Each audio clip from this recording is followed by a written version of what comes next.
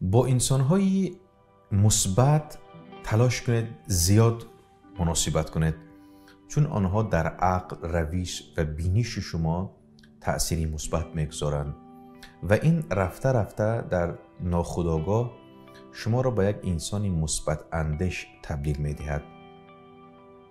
اگر کسی به تندی به شما مراجعت کرد و همصحبت شد، هیچ وقت سخنی او را قطع نکنید، زیرا انسانی با جدیت به شما حرف میزند در پس هر واژه او محبت نهفته است و تلاش کنید مثل آن افراد نباشد که ساعت زنگدار را برای آن میشکنند که آنها را از خواب بیدار کرده است. لبخند برای ما نان نمی آورد، اما برای ما دلهای شادی را میخرد.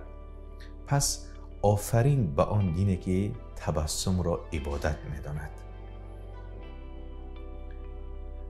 و هر وقت به عقب مینگرید خدا را سپاس بگوید و هر وقت به پیش نگاه میکنید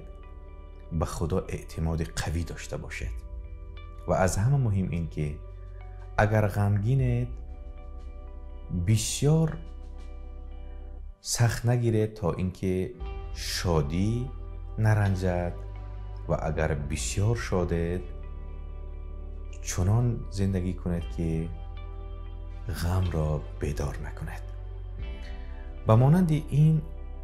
و دیگر اندیشه های بسیار جالب و زیبایی را شما می توانید در کتاب قدرت مثبت اندیشی از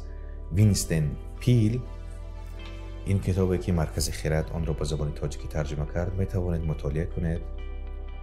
و این کتاب واقعا ارزش خواندن را دارد.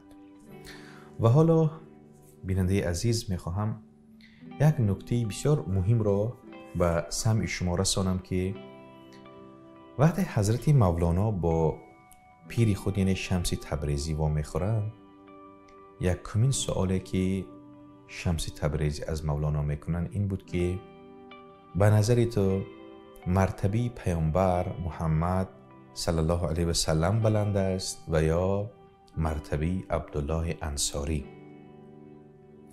و حضرت مولانا در پاسخ میگویند که البته حضرت پیامبر. پس شمس میگویند برای چی عبدالله انصاری گفتند که من به حق رسیدم و این گپ رو حضرت پیامبر نگفتند؟ و یک پاسخ بسیار زیبا میدن حضرت مولانا که